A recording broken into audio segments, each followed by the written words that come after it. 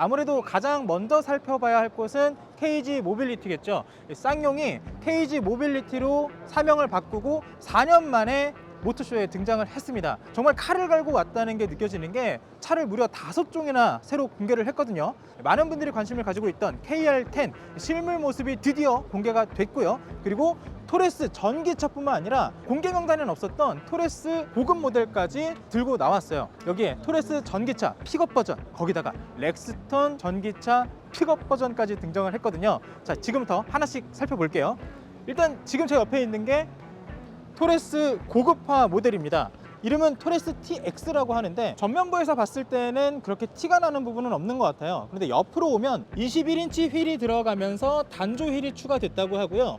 이 사이드 스커트 옆으로 도어 가니쉬가 추가됐다고 합니다. 또 이렇게 쭉 위로 올라가 보면 루프 캐리어를 설치하면서 이 루프로 올라갈 수 있는 손잡이까지, 마치 사다리 같은 느낌인 거잖아요. 지금 여기서 손을 잡고 바퀴를 밟고 이렇게 뭔가 아웃도어에 적합한 모델로 만들어서 내놓은 것 같은데, 아무래도 토레스 자체가 오프로드에 잘 어울릴 것 같은 그런 야생적인 디자인을 갖고 있다 보니까 고급화 모델을 하면서 더 오프로드에 맞게 변경을 시켜서 내놓은 것 같아요. 자, 그리고 여기서 이제 KG 모빌리티 티가 나는데요.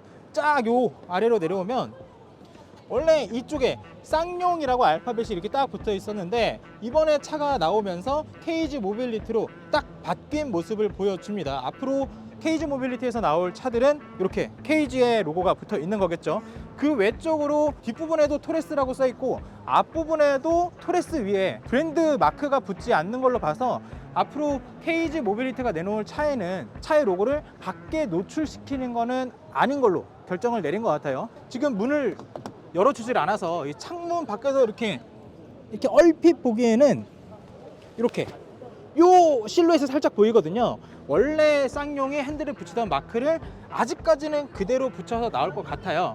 실제로 판매될 때 바뀌어서 나올지 모르겠지만 아직 여기서 공개한 모델까지는 예전 로고를 그대로 썼다라는 걸 확인할 수 있고요. 여기서 놀라운 점은 지금 원래 기존 토레스에서 이렇게 루프렉 설치하고요, 사다리까지 설치하고 휠까지 업, 뒤에다가 에어 컴프레션과 물탱크까지 넣었는데 지금 공개된 가격을 보면요 3,524만 원이라고 하거든요.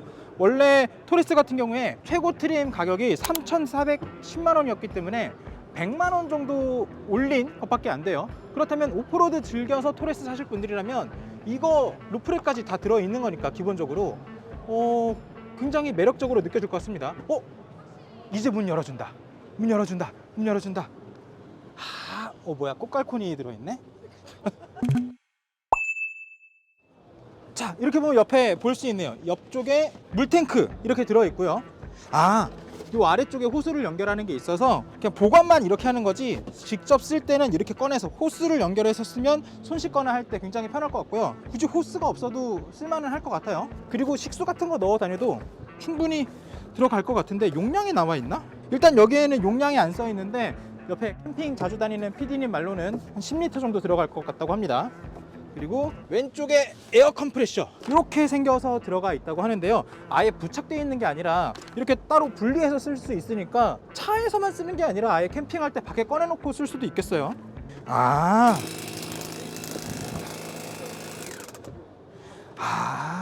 에어 컴프레셔가 등산할 때 발 칙칙하는 에어 컴프레셔가 아니라 타이에 바퀴 공기 넣는 에어 컴프레셔 같은 거네요. 그러면 이걸 켰을 때 기압이 이렇게 위에 써 있거든요. 이 기압을 이렇게 해서 실행은 한 번 더 누르면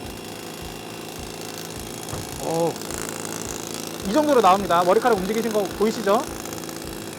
이거 모르시는 분들도 있을 텐데 현대나 기아에도 트렁크 아래를 열어보면 이렇게 에어 컴프레셔가 들어있거든요. 근데 그거는 자체적으로 배터리가 들어있진 않아서 자동차 시거잭 있는 부분에 코드를 연결해야만 사용할 수 있는데 이건 자체적으로 배터리가 내장되어 있는 것 같습니다. 요거 단독으로도 쓸 수 있으니까 굉장히 좋네요. 캠핑할 때 쓴다기보다는 오프로드를 가면서 위급 상황 때 굉장히 편하게 바람을 넣을 수 있도록 넣어준 에어 컴프레셔 같습니다. 이 차에 이어서 볼 거는 당연하게 토레스 전기차도 한번 살펴봐야겠죠. 바로 옆에 나와 있는데 이렇게 문을 열고 공개까지 했는데 안으로 들어가지 못하도록 가이드라인은 쳐져 있습니다. 자, 이렇게 실루엣을 볼 때 토레스 기존의 내연기관차랑 크게 바뀌지 않은 크기와 실루엣을 보여주고 있는데, 사실 오늘 토레스 전기차가 나오면서 국내에서 판매되고 있는 전기차 중에서 가장 큰 SUV가 될 수도 있었거든요. 그런데 EV9이 같은 날 공개되면서 가장 큰 SUV의 자리를 차지하지는 못했습니다. 그래도 어쨌든 전기차 중에서는 큼직한 사이즈를 차지하는 SUV가 나온 건 굉장히 환영할 만한 일이고요. 따끈따끈한 소식, 오늘 가격대와 주행거리가 공개가 됐는데요. 보조금 받는 걸 고려하면은 3천만 원대에서 구입을 할 수 있도록 내놓을 거라고 했습니다. 지금 보조금이 이런 승용차 같은 경우에는 680만 원까지 나오다 보니까 아마도 4천만 원 중반에 내놓고 3,800만 원에 살 수 있도록 꺼내지 않을까라는 예상이 드는데요. 주행 거리는 420km까지 갈 수 있다고 합니다. 사실 토레스가 전기차로 나온다고 했을 때 많은 분들이 우려를 했던 게 주행 거리, 배터리 문제였거든요.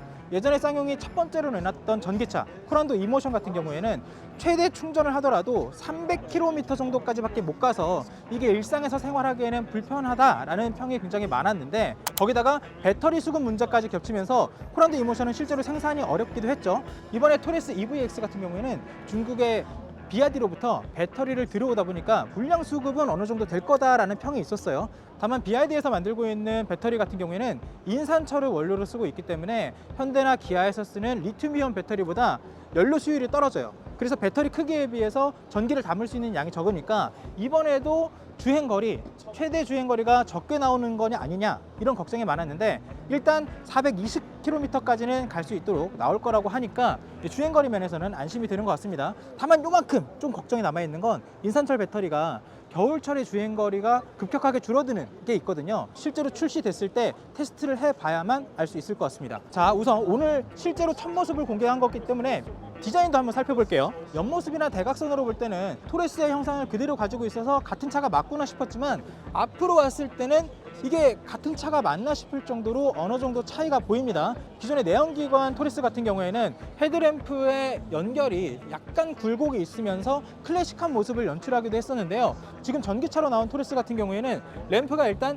일자로 쭉 이어지다가 점점점점점점으로 된 모습입니다. 지금 현대에서 코나나 그랜저에 꺼내고 있는 1차 램프에 이렇게 중간에 가니쉬를 덧대서 빛을 중간중간에 차단한 듯한 모습을 보이기도 하는데요. 어떻게 보면 굉장히 다른 모습 같기도 하지만 또 다르게 생각해보면 기존 내연기관에서 그릴에 있던 기둥들을 빛을 끊어놓는 가니쉬를 통해서 형상화한 게 아닐까라는 생각을 합니다. 다만 약간 아쉬운 건 원래 토레스가 굉장히 호평을 받았던 건 와일드하고 클래식한 느낌을 주기 때문, 그런 디자인을 갖고 있기 때문이라는 생각도 있었는데, 이렇게 너무 일제로 바뀐 거는 너무 현대적으로 바뀐 거 아닌가, 너무 미래지향적으로 바뀐 게 아닌가라는 생각도 살짝 들고요. 지금 전체적인 실루엣을 보면 이 램프도 그렇고 이 범퍼도 그렇고 전체적으로 가로의 느낌이 많이 주거든요. 그래서 멀리서 봤을 때는 기존 내연기관 차에 비해서 약 가로로 긴 듯한 느낌, 우람한 모습을 보여주기도 하고요. 기존 내연기관 차 같은 경우에는 이 기둥의 세로 포인트가 워낙 강하다 보니까 실제 높이보다 더 높아 보이는 모습을 줘왔기 때문에 두 차의 차이가 가로와 세로로 약간 나뉜다고 볼 수 있을 것 같습니다. 지금 문을 열어놨으니까 실내도 잠깐 살펴보시죠. 이렇게 문을 열어 두실 거면 안에 들어가게 되셨으면 참 좋았을 텐데, 지금 멀리서 이렇게 은근히 살짝 보면요, 바뀐 부분이 크게 두 가지 정도 있어 보이는데요. 기본적으로 계기판이 굉장히 달라졌습니다. 내연기관 토레스 같은 경우에는 계기판이 핸들 위쪽에 굉장히 얇게 돼 있어서 시야를 가리지 않게 해놨다, 이렇게 설명을 해놨거든요. 그런데 이번에 전기차에 적용한 계기판과 옆에 인포테인먼트를 보면은 하나로 쭉 이어져 있어서 약간 커브를 진 모습인 것 같은데요. 저는 내연기관에 있는 계기판도 굉장히 괜찮다라고 생각을 했었는데, 지금 저렇게 화면이 커지니까 어쨌든 시인성도 좋아질 것 같고 디스플레이의 활용성도 높아질 것 같아서 환영할 부분이라고 생각을 합니다. 단, 여기서 단점도 하나 딱 보이는데요. 지금 기어 노브 살짝 보시면 기어 노브가 버튼식으로 바뀌어 있어요. 버튼식 같은 경우에는 현대가 도입을 했다가 뭔가 실패를 인정하는 듯이 다이얼 기어 노브라든가 아니면 핸들 밑에 칼럼식으로 바꾸는 추세인데, KG에서 버튼식을 도입한다는 게 살짝 의외긴 합니다. 다만 아직 이 차가 이렇게 완전히 이거 확정된 건데, 전기차 모델은 연말에 출시를 할 거라고 하거든요. 그때까지 아직 시간이 있으니까 저 기어 노브는 버튼식에서 다시 그냥 스틱형으로 바꿔주면 안 될까라는 바람이 있습니다. 버튼식 같은 경우에 R과 D의 위치에 따라서 혼동을 겪는 분들이 많아서 사고 위험도 있었거든요. 불편하기도 하고요. 그리고 이렇게 멀찍이 떨어져서 또 확인할 수 있는 부분, 토레스 전기차 같은 경우에는 충전구가 앞쪽에 있습니다. 충전을 하려면 그러면 전면 주차를 해야 한다는 건데 약간 불편함이 있을 것도 같고요. 다만 완전히 차 전면부에 충전구를 배치한 게 아니라 측면에 배치를 해줬기 때문에 선을 쭉 끌어당기면은 후면 주차를 해서도 충전이 가능할 것으로 예상이 되고요. 다만 이렇게 충전기 끌어당기다 보면 차에 기스가 날 수도 있는데 요거 살짝 걱정됩니다. 자, 이제 마지막으로 후면을 보면요, 후미 등 디자인이 약간 바뀐 듯한 모습이고요. EVX를 강조하기 위해서 토레스 글씨를 줄이고 옆에 EVX 크기를 살짝 늘려놓은 모습입니다. 전기차 같은 경우에는 번호판이 하늘색이 적용되기 때문에 누가 봐도 전기차인 걸 알 수 있잖아요. 그래서 저는 개인적으로 토레스 마크만 있는 게 더 이쁜 것 같은데 토레스가 약간 옆에 있고 EVX가 크게 있으니까 균형이 안 맞는 것 같아서 약간 아쉽다라는 생각이 들기도 하네요. 뭔가 차를 전반적으로 살펴봤을 때 우와 하는 부분이 없어서 아쉽다고 생각이 들 수도 있는데요. 이 차는 그럼에도 정말 훌륭하게 준비가 됐다고 생각합니다. 토레스 사이즈의 전기차가 나왔는데 어쨌든 가격이 보조금을 받고 나면 3천만 원대에서 살 수 있다고 하니까 정말 나오기만 하면은 잘 팔릴 것 같다는 생각은 듭니다. 저 같아도 전기차로 바꾼다면 금전적인 걸 생각했을 때 토레스를 염두하기도 할 것 같아요. 자, 이제 다음 차로 넘어가시죠. 자, 이번에는 이어서 또 새로운 차, 토레스 픽업 트럭입니다. 오늘 토레스만 3가지 종류가 새로 공개가 된 거예요. 지금 전면부 디자인 보면은 전기 토레스의 디자인과 굉장히 흡사하죠. 토레스 픽업 트럭은 전기차로도 나오고 내연기관으로도 내놓을 예정이라고 합니다. 지금 앞부분 보면 여기 상단부까지는 토레스 EVX랑 모습이 흡사하고요. 아래쪽으로 가면 범퍼 부분에 굉장히 특징을 준 듯한 느낌을 주는데요. 이 앞에 뭔가 선을 연결해서 다른 차를 견인해야 할 상황이 생길 수도 있잖아요. 그래서 이렇게 빨간색으로 포인트를 주면서 범퍼를 뭔가 좀 더 오프로드 같은 느낌을 주게 우락부락하게 만들어 놓은 것 같고요. 픽업 트럭이니까 옆모습으로도 넘어가야겠죠. 지금 가장 눈에 띄는 거는 사이드 스커트가 보입니다. 사이드 스커트가 있다는 거는 발판을 밟고 올라갈 수 있도록 설계가 되어 있다는 건데 기존 토레스나 전기 토레스보다는 일단 아랫부분을 굉장히 높게 띄워놓은 모습이에요. 타이어도 20인치 휠이 적용되어 있다 보니까 기존의 내연기관 토레스라든가 전기 토레스보다는 확실히 차체가 높게 떠 있을 수밖에 없을 것 같고요. 그를 위해서 밟고 올라갈 수 있는 사이드 스커트를 놔준 것 같습니다. 그리고 바퀴 위에 보면 체결할 수 있을 것 같은 뭔가 이렇게 연결부 링크 같은 것도 만들어 놨는데 저게 그냥 겉모습으로 보기에 와일드한 느낌을 주기 위해서 저런 걸 설치한 건지 아니면 저게 실제 기능이 들어가는 건지는 아직까지는 확인할 수가 없을 것 같고요. 바퀴에서 또 눈에 띄는 걸 보면 지금 바퀴 포인트 하나 저렇게 빨간색으로 해놓은 거 있거든요. 지금 토레스를 내놨을 때 앞부분에 빨간색 포인트를 하나 넣어놨던 게 그게 다른 차를 견인할 수 있는 고리를 하는 거야. 뭐 실제로 그렇게 안 하더라도 그거 하나 달아주는 게 차를 더 오프로드 감성을 더해주는 느낌인 거거든요. 그 포인트를 픽업 트럭에서는 바퀴를 통해서 살린 듯한 느낌이 듭니다.